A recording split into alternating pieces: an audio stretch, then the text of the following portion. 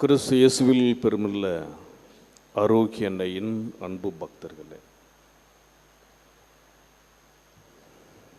April மாதம் 25ஆம் நாள், இதே 68ஆம் ஆண்டு இயேசு உயிர்த்த பிறகு கிறிஸ்துவினுடைய சாட்சியாக, கிறிஸ்துவுக்காக, கிறிஸ்துவை போன்று இரத்தம் சிந்தி உயிர் நீத்தவர், கிறிஸ்துவின் மீது கொண்ட அன்பை எண்பித்தவர் புனித மார்க்.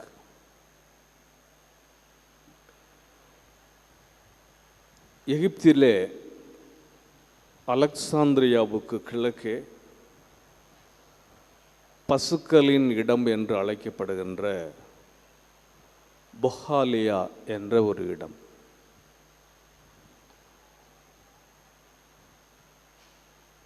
உயிர்ப்பு விழாவும் இன்றைய நாள், அதாவது 68ஆம் ஆண்டு,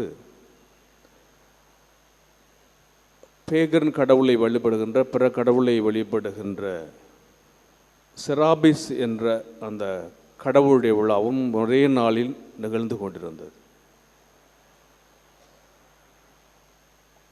அந்த பேகன் கடவுளை வழிபடுகின்ற நிறைய கூட்டம் அந்த பொக்காலியாவில் இருந்த ஆலயத்திலே கூடி ஒரு பயங்கரமான, ஒரு கொடூரமான காரியத்தை செய்து கொண்ட நாள் இன்று. Huge multitude of the pagan assembled and attacked the church at Bokhalia and forced their way in.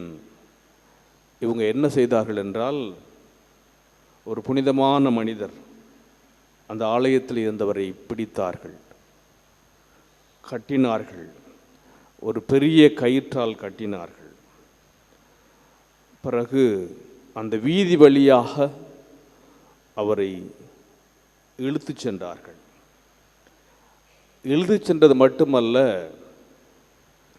பசுக்களின் இடத்திற்கு இந்த சாத்தானை, அல்லது டிராகனை இழுத்து செல்வோம் என்று கத்தினார்கள்.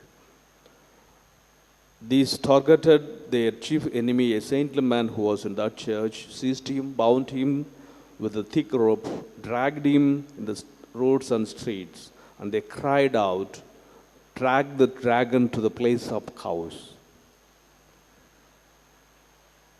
மிகவும் ரொம்ப கொடூரமான முறையில் அவரை இழுத்துட்டு போகிறாங்க. எந்த அளவுக்கு என்றால், அவர்கள் இழுத்து சென்றபோது அவருடைய தசைகள், சதைகள் அப்படியே ரோட்டில், அந்த வீதிகளிலே கிழிந்து அங்கங்கு கிடக்கின்றது. எங்கு பார்த்தாலும் இரத்தம். அந்த நகரம் முழுவதுமே இவருடைய இரத்தத்தால் மூழ்கப்பட்டது என்று சொல்லுகிறார்கள். They continued dragging him with severe cruelty. His flesh was torn and scattered everywhere. The ground of the city was covered with his blood. அது மட்டும் இல்லை, அன்னைக்கு இரவு, அதாவது இன்னைக்கு 25 அப்படின்னா நேற்று நைட் ஏர்லி மார்னிங், ஒரு இருட்டறையில் வச்சு அவரை கட்டி போடுறாங்க. கட்டிட்டு அடுத்த நாள் இன்று காலை அந்த சிறைச்சாலைக்கு சென்று, அந்த இருட்டறைக்கு சென்று அவரை மீண்டும் வெளியே எடுத்துகிட்டு வர்றாங்க. வந்து அவருடைய கழுத்திலே ஒரு பெரிய கல்லை, ஒரு கயிற்றை கட்டி, முதல் நாள் துன்புறுத்தியதை போல மீண்டும் அவரை துன்புறுத்தி அவர் மீது கற்களையும் பாறைகளையும் எதிர்ந்து அப்படி இழுக்கிறான். They cast him that night into the dark prison. The next morning the pagans returned to take him from the prison. They tied his neck with a thick rope and did the same as the day before, dragging him over the rocks and stones. கடைசியாக இந்த ஆண்டவருடைய இந்த படை வீரன் கிறிஸ்துவுக்காக தன்னுடைய ஆத்மாவை அவருடைய கரங்களிலே ஒப்படைக்கிறார். ஒப்படைத்தது மட்டுமல்லாமல் கிறிஸ்துவை போன்று தன்னுடைய மறை சாட்சியத்தை ஏற்றுக்கொள்கின்றார். Finally, this great warrior of God, delivered of his pure soul in the hands of God, and received the crown of martyrdom, and the apostolic crown, the crown of evangelism, the crown of virginity. அதுக்கடுத்து இன்னொரு படி மேலே போய் என்ன செய்கிறாங்கன்னா, இவனை செத்தா மட்டும் பத்தாது, அவ்வளவு ஒரு வன்மம் என்று சொல்லி அவரை சுற்றி ஒரு பெரிய நெருப்பை ஏற்படுத்தி அதில் நல்ல விறகுலாம் வச்சு அவரை அதில் வைத்து அவருடைய பாடியை எரிப்பதற்காக, சாம்பலாக்குவதற்காக முயற்சி செய்கின்றார்கள். Nevertheless, his death did not satisfy the rage of the pagans and their hatred. They gathered a lot of firewood and prepared an inferno to burn him. இங்கே தான் கடவுள் அவருடைய அற்புத செயலை, வல்ல செயலை செய்கிறார். என்ன ஆகுதுன்னா, பயங்கரமான ஒரு புயல், பயங்கரமான ஒரு மழை பெய்கிறது. இந்த புயலையும் அந்த மழையையும் பார்த்தவர்கள் அங்கிருந்து பயந்து ஓடிவிடுகின்றார்கள். However, a severe storm blew and heavy rains fell. This frightened the pagans and they fled away in fear. பயத்தால், அச்சத்தால் அவங்க அங்கேருந்து ஓடி போயிடுறாங்க. இப்பொழுது நம்பிக்கையாளர்கள் அங்கே வந்து அவருடைய உடலை எடுத்து அதை நன்றாக கட்டி அந்த ஆலயத்திற்கு உள்ளே, பொக்காலியாங்கிற அந்த இடத்துல இருந்த அந்த ஆலயத்திற்கு உள்ளே சென்று ஜெபித்து விட்டு ஒரு பெட்டியிலே வைத்து யாருக்கும் தெரியாத ஒரு இடத்துல சீக்கிரட்டாக அவரை அங்கே வைக்கின்றார்கள், மார்க்குவை. The believers came and took the body, carried it to the church that they had built at Pokalia, wrapped it up, prayed over it and placed it in a coffin. They laid the coffin in a secret place in the church. அந்த நாள் தான் 68ஆம் ஆண்டு இன்றைய நாள். மார்க்குவினுடைய மறைசாட்சியத்தை பற்றி விவரிக்கின்ற இந்த நாள். கிறிஸ்துவுக்காக தன்னுடைய வாழ்க்கையை கொடுத்தவர், கிறிஸ்துவை போல துன்பத்தை ஏற்றுக்கொண்டவர். அதனால தான் இவருடைய நற்செய்தியிலே பார்த்தோம் என்றால், த சஃபரிங் சர்வன்ட், துன்புறும் ஊழியராக ஆண்டவர் இயேசு கிறிஸ்துவை இவர் அறிமுகப்படுத்துகின்றார். 4 நற்செய்தியிலே முதலாவதாக எழுதப்பட்ட நற்செய்தியாக கருதப்படுகிறது. உயிர்த்த பிறகு 60 அல்லது 64 ஆண்டுகளுக்குள் எழுதப்பட்ட நற்செய்தி. ஆண்டவர் இயேசு கிறிஸ்துவினுடைய அந்த இறையாட்சி, இதோ இறையாட்சி வரப்போகிறது, உலகம் முடிய போகிறது என்ற ஒரு சிந்தனைகள் எல்லாம் இவர் மையப்படுத்தி அங்கே தன்னுடைய நற்செய்தியிலே வெளிவெடுத்து காட்டுகின்றார். அது மட்டுமல்ல, இவருடைய நற்செய்தி ரொம்ப குறியதாக இருக்கிறது என்றால், நம்முடைய வாழ்க்கை எவ்வளவு அர்த்தமுள்ள ஒரு வாழ்க்கையாக அமைய வேண்டும் என்று சொல்லி ஆண்டவர் இயேசு கிறிஸ்துவுக்கு நாம் சாட்சியம் பகர வேண்டும் என்று சொல்லி அந்த மையக்கருத்தை வெளிப்படுத்துகின்றார். இரண்டாவது, இவருடைய நற்செய்தி தொடக்க கால கிறிஸ்தவர்கள், துன்புறும் மெஸ்ஸியா, இவர் துன்பப்படுகிறார். அதனால் துன்புறும் மெஸ்ஸியாவாக ஆதி கிறிஸ்தவர்கள் தங்களுடைய துன்பத்தை கிறிஸ்துவோடு சுமக்க வேண்டும். எனவே எல்லோரும் தங்களுடைய துன்பத்தை, வேத கலாபனையை, தங்களுடைய நெருக்கடியை ஏற்றுக்கொண்டு கிறிஸ்துவுக்காக தயாராக இருக்க வேண்டும் என்பதனுடைய செய்தியையும் அந்த காலகட்டத்தில் அவர் எழுதினதுனால தான் இது இருக்கிறது. இவர் பேதுருவினுடைய செயலராக இருக்கின்றதுனால, பேதுரு சொல்ல இவர் எழுதியதுனால தான் இன்றைய முதல் வாசகத்தில் நாம் துன்பத்தை பற்றி கவலைப்பட வேண்டியதில்லை, நீங்கள் கஷ்டப்படுகின்ற பொழுது கடவுள் உங்களை உயர்த்துவார், உங்கள் கவலைகளை எல்லாம் அவரிடம் விட்டுவிடுங்கள், ஏனென்றால் அவர் உங்கள் மேல் கவலை கொண்டுள்ளார்.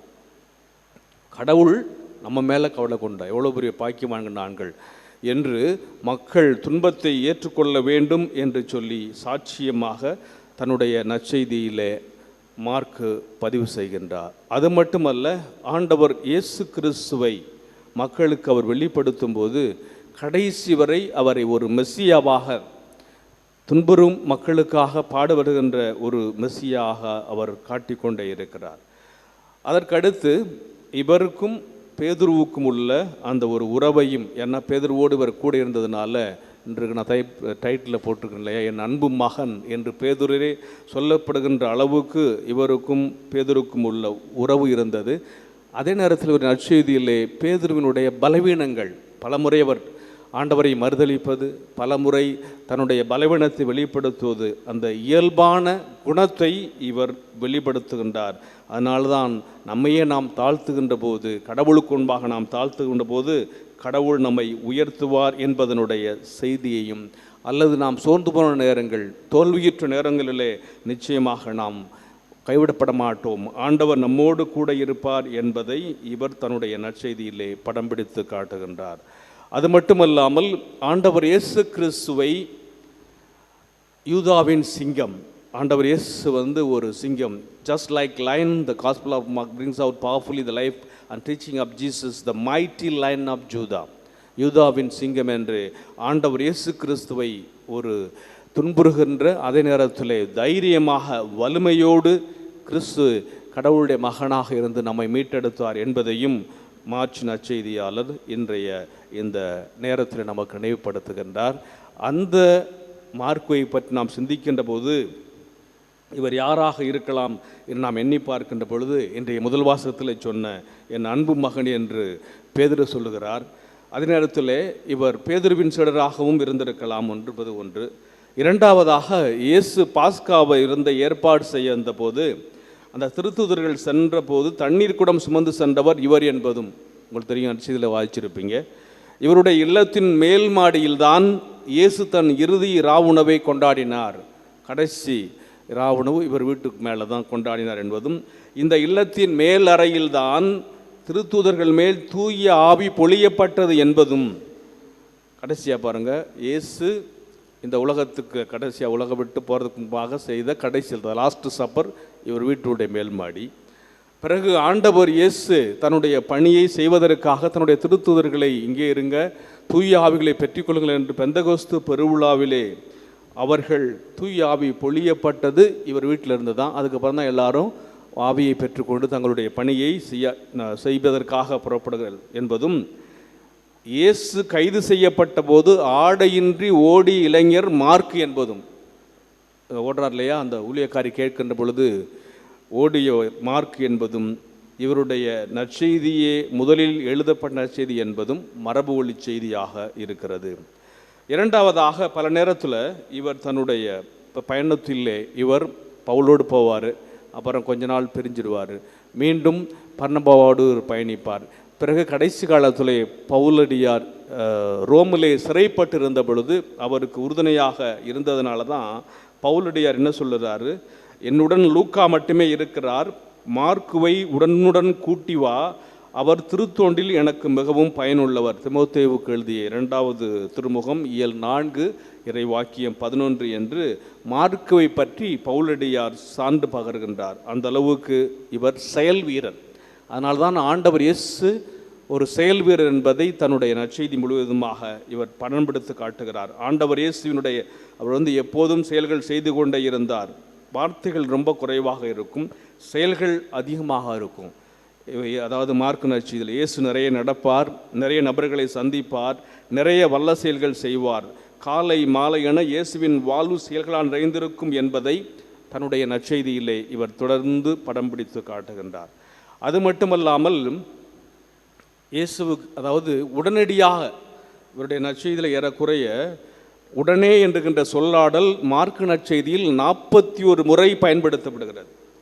இயேசு செய்த அந்த காரியங்கள், பயன்கள், இயேசு உடனே படகேறினார், உடனே அவர்களை அழைத்தார், அவர்கள் உடனே அவரை பின்பற்றினார்கள் என அனைத்து செயல்களும் இம்மீடியட்லி உடனடியாக நடந்தேறுவதாக செயலாற்றுகின்ற ஆண்டவர், உடனே செயலாற்றுபவர் என்பதை தன்னுடைய நற்செய்தியினுடைய அந்த முழு நற்செய்தி முழுவதுமாக இவர் எடுத்து காண்பிக்கின்றார்.